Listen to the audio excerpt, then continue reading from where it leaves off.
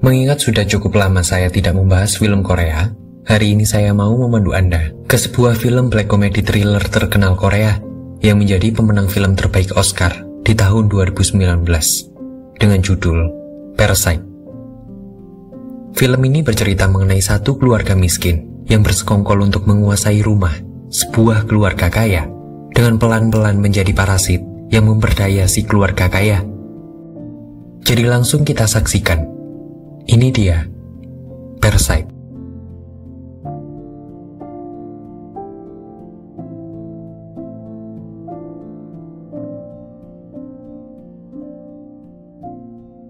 Keluarga Kim hidup di space kecil yang seharusnya hanya jadi basement sebuah gedung apartemen di bawah jalan di pinggiran kota Seoul.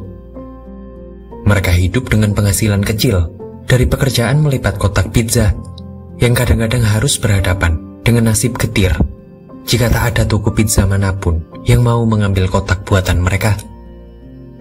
Tapi uang hasil melipat kotak pizza itu tak pernah benar-benar cukup untuk menghidupi mereka berempat.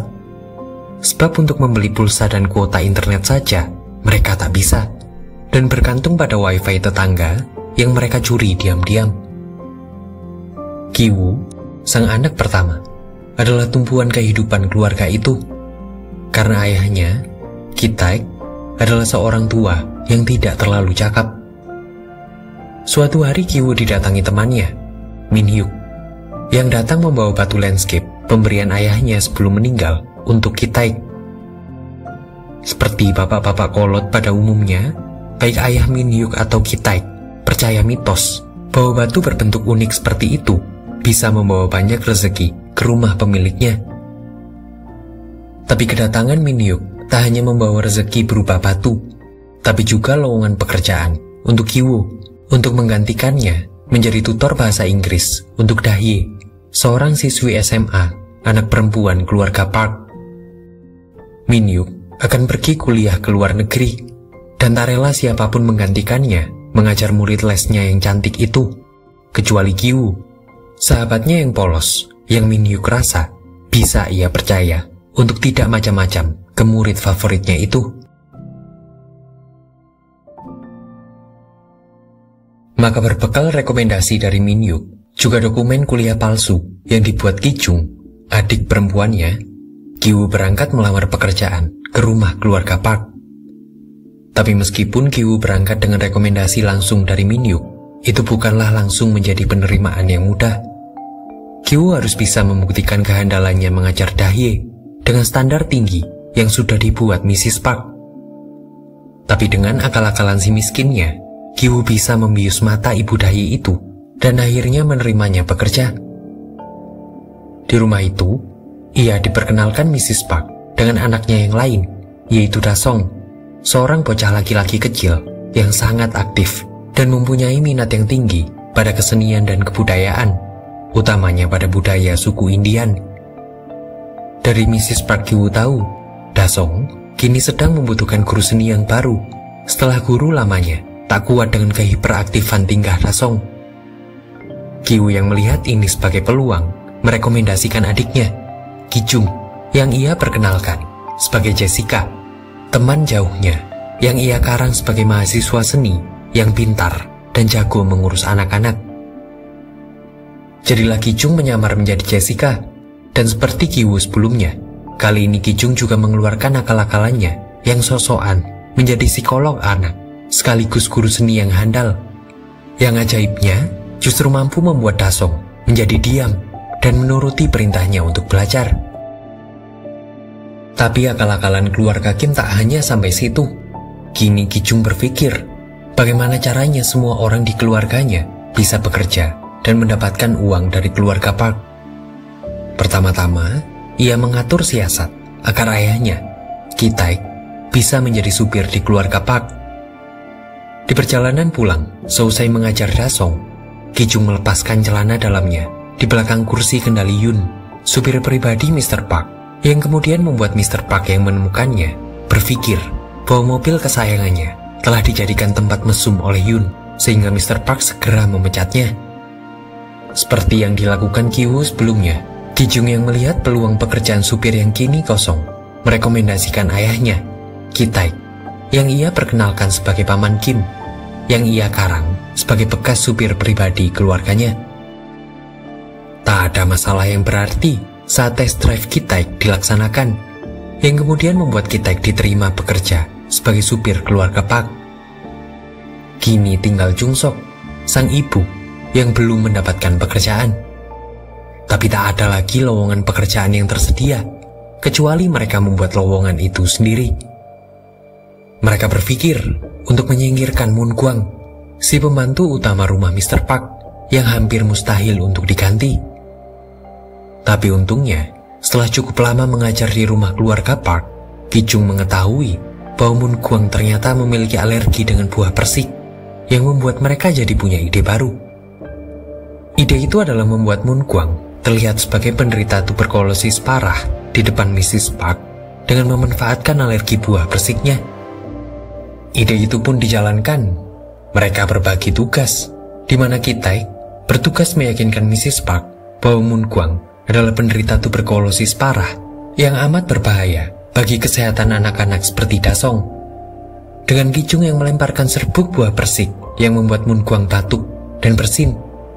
Sementara Ki-taek memberikan saus tomat di tisu bekas Moon Kwang, seolah Moon Kwang mengalami TBC parah sampai batuk berdarah. Ide itu pun benar-benar dieksekusi rapi oleh mereka, sehingga Moon Kwang akhirnya kehilangan pekerjaannya dan digantikan oleh Jung-sok. Kini lengkaplah sudah satu keluarga Kim itu menjadi parasit yang bekerja di rumah keluarga Park. Mereka bahkan seolah menguasai rumah, apalagi di waktu-waktu saat seluruh anggota keluarga Park pergi keluar. Termasuk saat ini, di mana keluarga Park pergi berkemping untuk merayakan ulang tahun Dasong, di mana itu dimanfaatkan keluarga Kim untuk benar-benar menikmati semua fasilitas yang ada di rumah keluarga Park itu seenaknya. Mereka bahkan berpesta, menghabiskan makanan, dan koleksi whisky mahal milik Mr. Park sesuka mereka. Tapi keasikan itu segera dipatahkan oleh bunyi nyaring bel rumah itu. Saat mereka melihat dari kamera intercom di depan rumah, ternyata yang datang adalah Moon Kwang, yang meminta izin untuk masuk dan mengambil barangnya yang tertinggal di dapur basement. Jung-sok, yang tak melihat bahwa itu adalah masalah besar, mengizinkan Moon Kwang masuk dan mengambil barangnya. Tapi setelah lama sekali ditunggunya, Moon Kwang tak juga kembali. Jung-sok lalu turun ke dapur basement itu dan menemukan Moon Kwang sedang kesusahan menggeser sebuah lemari buah plum. Jung-sok pun membantunya, dan di sanalah ia tahu ternyata ada pintu di belakang lemari buah plum itu yang menyambung ke sebuah bunker, tempat di mana Moon Kwang menyembunyikan suaminya, Gun-se, selama lebih dari 4 tahun ke belakang. Jung-sok yang mengetahui adanya parasit lain yang tinggal di rumah Mr. Park selain mereka, mengancam akan melaporkan Gun-se dan Moon Kwang ke kantor polisi, membuat Moon Kwang memohon untuk tidak melaporkan mereka dan berjanji memberikan uang sebagai jaminan tutup mulut kepada Jung-sok. Namun bodohnya, Ki-taek, Ki-woo, dan Ki-jung yang sedang menguping itu terpleset jatuh dari tangga, dan segera membuat Moon Kwang menyadari bahwa Ki-taek, Jung-sok, Ki-woo, dan Ki-jung adalah satu keluarga yang selama ini ternyata menipu keluarga Mr. Park. Moon Kwang pun memanfaatkan momen itu dan merekam video yang menampilkan wajah keempat orang itu sebagai ancaman balik, bahwa jika video itu diketahui Mr. Park, mereka semua akan kehilangan pekerjaan atau malah bisa-bisa dilaporkan ke polisi oleh Mr. Park. Video itulah yang membuat Moon Kwang jadi di atas angin dan bisa membalikan keadaan. Dengan ancaman jika video itu dikirimkan, Moon Kwang menyetrap mereka dan menjadikan keluarga Kim sebagai budak mereka malam itu. Tapi di satu kesempatan, keluarga Kim bisa melakukan perlawanan. Mereka melumpuhkan Moon Kwang dan Gun-se, lalu mengambil alih handphone itu dan segera menghapus videonya. Tapi di saat yang sama, Mrs. Park menelpon ke rumah, mengabari bahwa ia akan segera sampai di rumah dalam 8 menit ke depan. 8 menit itulah yang keluarga Kim punya untuk membereskan semua kekacauan termasuk menyeret turun Gunsei dan Munkwang ke bunker rumah Mr. Park. Bahkan belum 8 menit berlalu, keluarga Park sudah tiba, membuat mereka semua bersembunyi karena tak sempat kabur.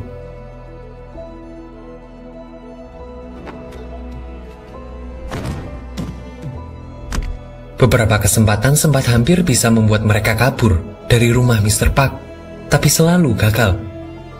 Kini Ki-taek, Ki-woo, dan Ki-chung bahkan bersembunyi di bawah meja ruang tamu Mr. Park. Sementara di kursi tamu, mereka harus mendengar obrolan suami istri, Mr. dan Mrs. Park, yang sedang bermesraan. Bahkan tak hanya obrolan mesum, mereka juga mendengarkan Mr. Park dan Mrs. Park yang menertawai bau badan Ki-taek yang mereka bilang mirip bau lobak busuk. Tapi Ki-taek tak bisa meluapkan kemarahannya, atau persembunyian mereka akan terbongkar. Mereka pun akhirnya baru bisa keluar ketika Mr. dan Mrs. Park tertidur, membuat mereka terpaksa berlarian di tengah malam, padahal hari itu hujan sangatlah deras. Hujan itu bahkan berhasil merendam semua barang-barang di rumah mereka. Rumah semi permanen di basement gedung seperti itu pastilah jadi sarang air berkumpul, menjadikan seisi rumah mereka seperti kolam air kotor yang merendam ranjang dan barang-barang mereka, sehingga memaksa mereka pergi dari rumah mereka sendiri dan bermalam di aula gelora olahraga bersama para pengungsi lainnya. Besok paginya, keluarga Kim kembali mendapatkan telepon dari Mrs. Park yang akan mengadakan pesta ulang tahun pengganti untuk Dasong yang kemarin batal karena hujan lebat itu. Ki-taek diminta datang untuk bantu-bantu, sementara Ki-woo dan Ki-chung diundang sebagai tamu. Pesta pun diadakan dengan meriah di jam 1 siang. Semua orang berkumpul, makan-makan, dan minum wine mahal yang sudah disediakan. Kecuali Ki-woo yang membawa batu landscape-nya turun ke bunker rumah Mr. Park. Tapi di sana ia menemukan Munkwang yang ternyata tewas, terkena pendarahan otak akibat perkelahian mereka sebelumnya. Tapi lengahnya Ki-woo itu segera dimanfaatkan Gunsei untuk mengikat lehernya dan melakukan pembalasan atas apa yang diterima istrinya, yaitu sebuah hantaman keras batu landscape itu ke kepala Ki-woo. Para tamu dan keluarga Park tak tahu apa yang sudah terjadi di bunker mereka. Gunsei lalu menutup kembali pintu bunker dan menghadiahi Ki-woo yang sudah tak sadarkan diri itu satu hantaman lagi di kepalanya. Gunsei lalu pergi ke atas, mengambil pisau dapur dan berjalan ke tengah kerumunan tamu dengan akal yang sudah hilang. Ia ingin membalaskan dendamnya atas kematian Munkwang itu kepada pelaku pembunuh istrinya, yaitu seluruh keluarga Kim yang tersisa. Semua tamu pun panik saat Gunsei lari ke tengah acara dan berhasil menghunuskan pisaunya ke dada Ki-chung. Dasong yang melihat pestanya jadi ajang bacok-bacokan pun jadi syok dan pingsan. Sementara Gunsei masih terus menyerang, membabi buta, berusaha mengincar Chung-sok yang ia tahu adalah penyebab utama terbunuhnya Munkwang. Tapi Chung-sok ternyata berhasil membalikkan keadaan dengan menusukkan pisau barbeque ke perut Gunsei. Sementara itu, Mr. Park yang panik melihat putranya, Dasong, yang pingsan itu, meminta Ki-taek untuk lari ke mobil dan segera membawa Dasong ke rumah sakit. Tapi Ki-taek yang sedang menghadapi keadaan di mana putrinya bersimbah darah itu, tak menanggapi permintaan Mr. Park. Di tengah kekacauan itu, Ki-taek yang melihat reaksi jijik dari muka Mr. Park kepada mayat bau Gunsei di depannya itu, membuat Ki-taek teringat pada omongan Mr. Park yang menertawakan bau badannya kemarin malam. Itu membuat Ki-taek terpantik untuk mengambil pisau yang tadi dipakai Gunsei dan membunuh Mr. Park. Tentu itu adalah tingkah yang akan disesali Ki-taek sendiri ketika kesadarannya sudah kembali. Maka setelah melihat pembunuhan yang dilakukannya itu, membuat Ki-taek panik dan lari keluar meninggalkan area pembantaian itu. Waktu pun lompat ke beberapa saat setelahnya, di mana kita diperlihatkan kepada Ki-woo yang ternyata masih selamat pasca 2 kali hantaman batu landscape ke kepalanya. Ia mendapatkan operasi yang kemudian bisa membuat keadaannya membaik dari kondisi gegar otak itu. Tapi setelah ia pulih, Ki-woo sudah harus mendatangi pengadilan atas semua yang dilakukannya bersama keluarganya kepada keluarga Park, yang kemudian membuat ia dan Chung-sok hanya mendapatkan masa percobaan. Lalu kemana Gi-chung dan Ki-taek? Jawabannya ada di scene berikutnya, yang menunjukkan bahwa Gi-chung ternyata tak berhasil selamat setelah tragedi penikaman itu. Sementara Ki-taek masih diketahui menghilang dan masih terus dicari-cari polisi. Rumah Mr. Park sendiri ternyata tak perlu waktu lama untuk segera laku oleh agen properti yang pandai menjualnya kepada sepasang orang Jerman yang baru datang ke Korea. Ki-woo seringkali mengamati rumah itu dari bukit untuk mengingat kembali pertemuan terakhirnya dengan Gi-chung dan Ki-taek di rumah itu. Meskipun itu juga berarti adalah memori tragedi yang pahit untuk bisa diingatnya. Tapi pada satu kesempatan, Ki-woo memperhatikan lampu di rumah itu berkedip-kedip dengan ritme teratur yang membuat Ki-woo tahu bahwa itu adalah sebuah pesan kode bersandi Morse.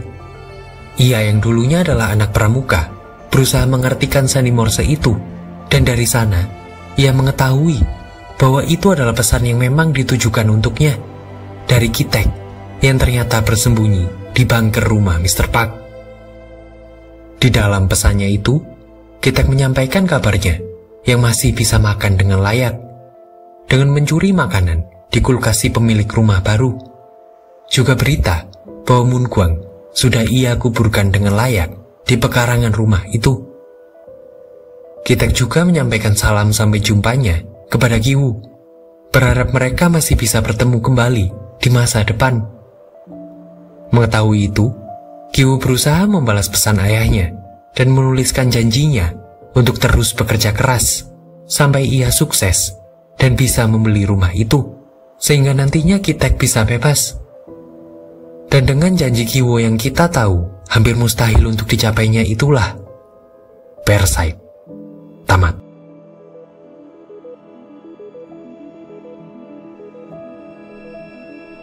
Tidak heran ya film ini memenangkan 4 penghargaan Oscar, yaitu Best Picture, Best Director, Best Actor, dan Best Original Screenplay. Bahkan tak hanya Oscar, tapi juga penghargaan tertinggi Festival Film Cannes, yaitu Palme d'Or. Sehingga bisa dianggap wajar jika film ini diakui sebagai film terbaik yang pernah dibuat oleh rumah produksi Korea Selatan. Tapi cukup sekian dulu pembahasan film kita kali ini ya teman-teman. Terima kasih atas atensinya. Tetap waras dan terengginas. Selalu berbahagia ya. Bareng.